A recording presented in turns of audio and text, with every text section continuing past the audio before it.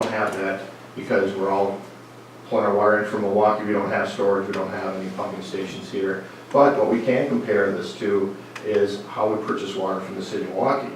So we get hourly readings from our monitoring system that was put in place and our Downriver Avenue meter pit. We see how much water went through those meters on an hourly basis. We could then compare it to how much water our customers are using on an hourly basis and see what that non-revenue water is. And that can help us determine when we start to see that difference increasing, we know that we might have a leak out there in the system, and we can go out there and start doing some leak detection to try and find it proactively rather than once every 90 days. But if it's a leak detection on private property, can we mandate them to fix it? Yes, we can. Yes, we can. The other technology that's available is smart metering, and that's really for gas and electric, and that has all the benefits of AMI, but they can start to get, it's also put on a smart grid system. They can also start to do load interpretation and load manipulation, where that meter there itself is actually looking to see how the customer is using their service, and they can go, okay, actually for the rolling brownouts that we had during the high energy use times, they can actually reduce the amount of energy that can go through a meter, and they can move it elsewhere. We don't have that water. We're not going to do that water, so smart metering really isn't an option for water utilities. So again, the two types of technologies. AMR is a proven technology, but it's kind of yesterday's news. More and more of these companies, these these meter reading vendors are putting all their eggs in the AMR basket. They're putting all their R&D into it. They're actually now moving away from having just a drive-by only. They're saying now all of our endpoints, our meter reading points, are going to be migratable. You can put it in starting as a drive-by mode, but then you can also migrate it over to a fixed base mode where you can get these hourly readings. So they're really trying to phase out some of this AMR. It'll always be around because there'll be utilities that are widespread, and so it's tough to set up a network to do that, but there always will be there, but they are definitely pushing more and more for the AMI because of the benefits. That two-way communication, the more refined customer usage information. It's a tool for looking at that water loss, for helping communities reduce their non-revenue water. We have early leak detection of our customer leaks. So today, if a customer has a toilet leak, and a typical toilet leak, you see this in a little bit, about a quarter of a gallon a minute to a half a gallon a minute. Okay, that's not that much, right? But over a 90-day period, it can add up to be an awful lot. We'll see that in a little bit. With these AMI systems, they come out with a notice, and they say if there's 72 hours of continuous use, so 24 hours a day for 3 straight days, we can send a flag out to that customer, to the utility, and say there could be a potential customer side leak. And so then we can notify the customer and say you might want to check your interior plumbing, you might have a toilet leak, have a bunch of hints. Communities have done this. Madison is one that they have a number of things that their customers can take a look at to try to figure out if they have their leak on their homeowner side. And so instead of 90 days of having the leak running through, it's shortened to 3 to 4 days. So currently, if there's this leak and it's not detected for 90 days, then their bill is high. Is that Correct. Yep. And so this is just notifying them so that if they fix it, that their bill would be less. Correct. So the revenue is the same. So it's nothing about we're not gaining anything except less work. We're not losing revenue or gaining revenue. Right. Okay. Right. That's correct. Mm-hmm. Yeah, because if they fix their leak, right, on their side, then we're not buying that water from Milwaukee. So a lot of times we get calls from people that say, I had a toilet leak, can I get a credit on that? And the answer is no, because we have to pay for that water from Milwaukee. I can't subsidize the fact that you had a toilet leak and make the rest of my customers pay for that.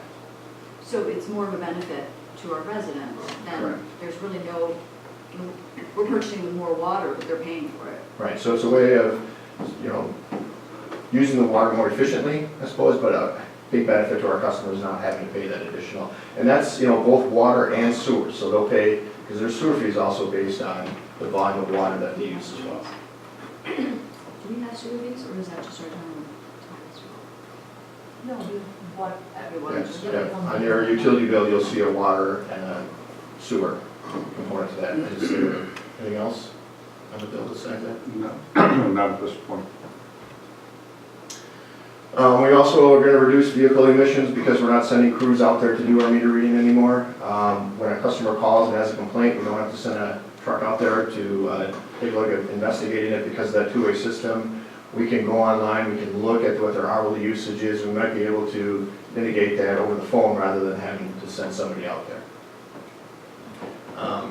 And it also allows our customers the ability to manage their usage.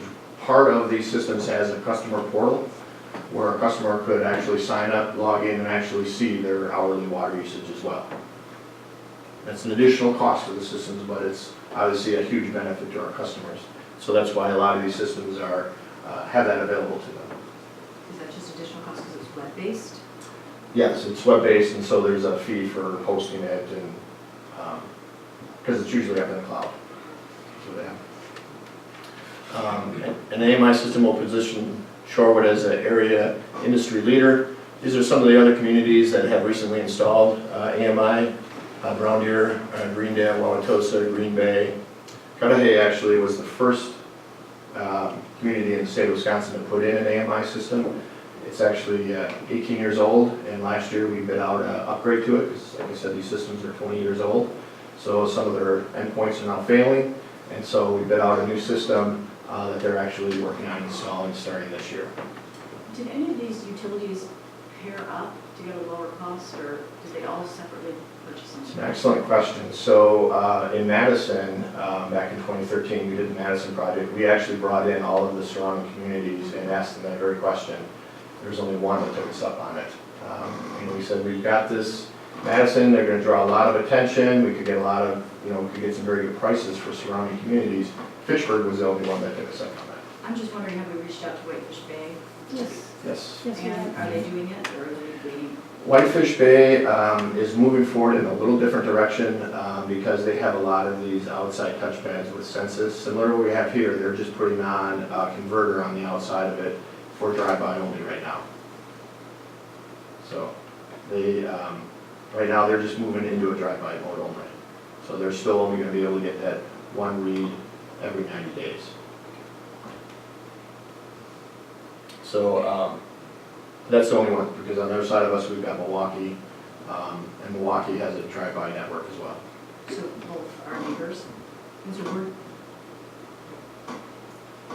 I just don't know what the reason is they would stay. I mean, is it just the cost?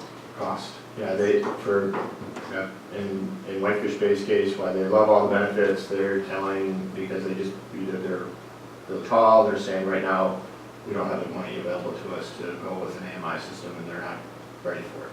Makes sense.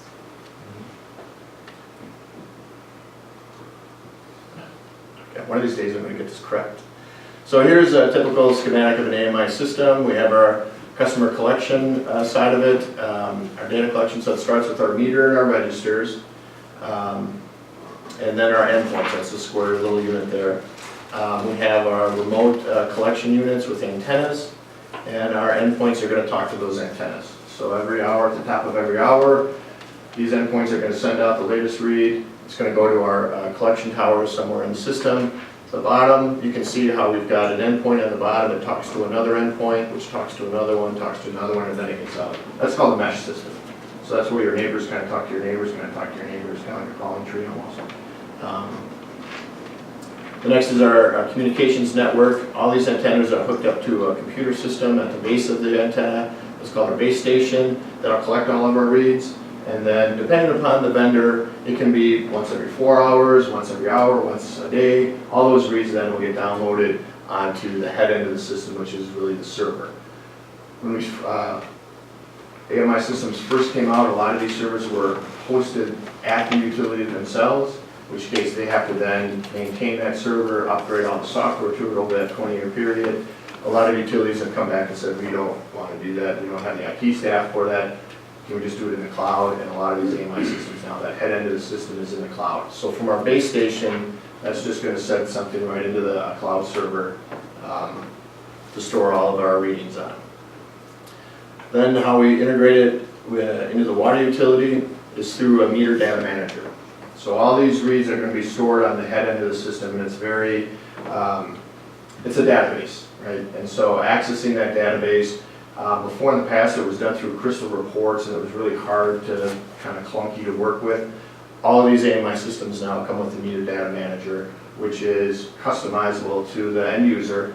And when you walk in the morning, you'll have a dashboard that's customized to how you want to see it, depending upon where you are in the utility, right? So if you're in billing, it'll be customized for you to see the reads. If you're in the utility, let's say in operations, you'll talk to the meter data manager. It might tell you, hey, how many readings did I have from all my endpoints last night? Are all my antennas up and working? Are they collecting all the reads? They can also look at these meter data managers as kind of the brains of the system. It'll also do all the analytics for us. So that'll look at that continuous usage to see 72-hour period. Yep, might have a possible leak. That'll send in, something right to their operations desk that'll have it right on the dashboard, you know, latest leak reports, that'll pop right up. Because it said billing, can access it.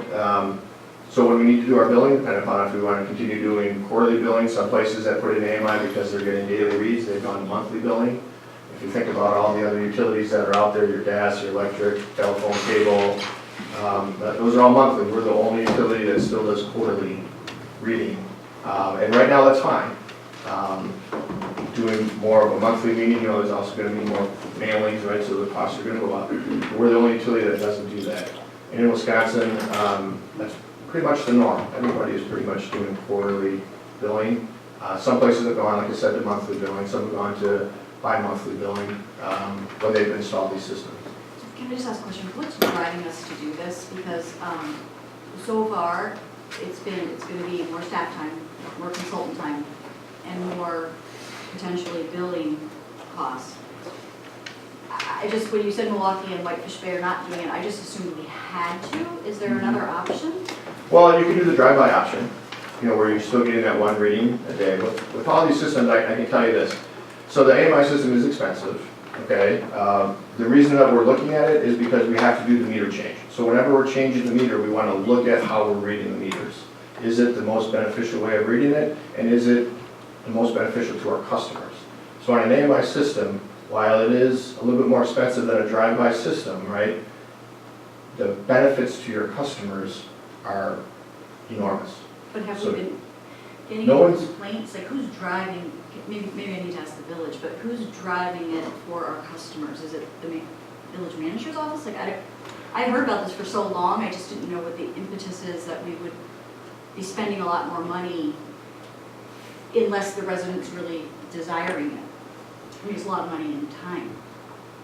So, you know, these systems, when you think about it, right now today, our touch read system, we are sending 3 meter readers out, two out for a total of a week's time, 2 weeks, for 2 weeks, for each billing cycle. So each billing cycle. So it's about 640 total hours a Every year. 90 days.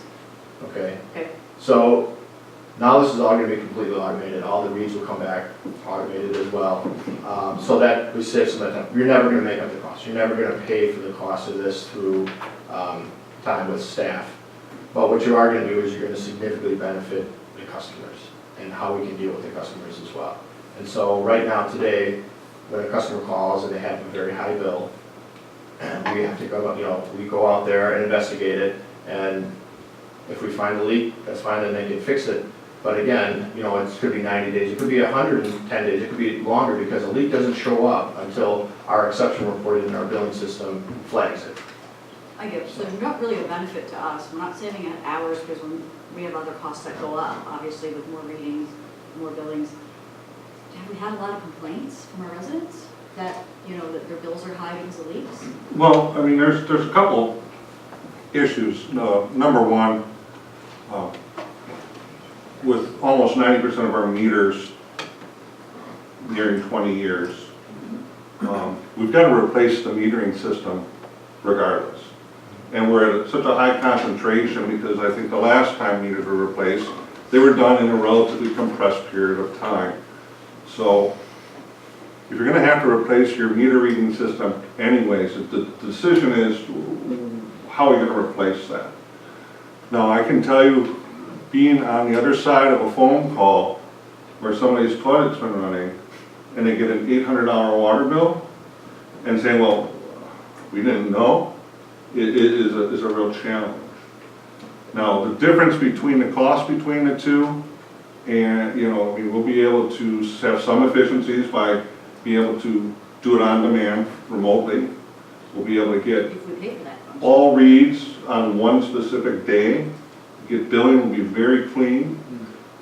Again, we're gonna have a lot of customer service, but on the other side, if a meter's not functioning properly, we're gonna know that in 2 or 3 days, just the same way if one's running all the time. And we'll be able to resolve that so that we can bill our customers for the amount of water that they're using. Ultimately, the cost of the system's recoverable through water rates, but I think, and I haven't done the math, but it's over the life of the system, the difference in water rates, you know, a penny or two for 1,000 gallons of water. So we do recover those costs. It's not like we eat those costs, but you know, we offer so much more customer service, so much more automation, so many other efficiencies. That's why I think the PSC is really promoting people